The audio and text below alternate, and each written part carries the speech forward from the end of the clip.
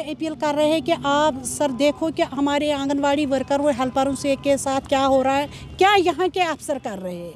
और दूसरी बात, जो यहाँ मेडिकल बोर्ड बैठा हुआ है जो हेल्परों का टेस्ट लेता है, उसमें जो 60 साल की होती है से भी ज़्यादा जो उसकी एज होती है वो अभी ऑन ड्यूटी में है। जो 50 साल की आंगनवाड़ी हेल्पर है उसको निकाला गया है। ये बोर्ड बदलना चाहिए और उस पर एक्शन होना चाहिए। जो पार्लियामेंट में ARS का जो सीनियर लीडर जो उसने हमारी मांग पर आवाज़ उठाई, हम उसको शुक्रिया कर रहे हैं कि आपने हमारी जो डिमांड है आपने पार्लियामेंट में रखा है, राज्यसभा में रखा है। हम आपके लिए शुक्रिया कर रहे हैं। हम मोदी जी से अपील करें कि उस बात पर गौर करें, हमें तनख्वाह बढ़ाया जाए और जो बाकी स्टेटों में मिल रहा है वो हमें भी मिलना चाहिए। उसको तहकीकात किया जाए और जो वो वहाँ बेंच बैठा है वो वहाँ नहीं रखना चाहिए और नया बेंच बैठना चाहिए। जितनी आंगनवाड़ी हेल्पर रिटायर हुई है उनको नए सिरे से उनको टेस्ट होना चाहिए।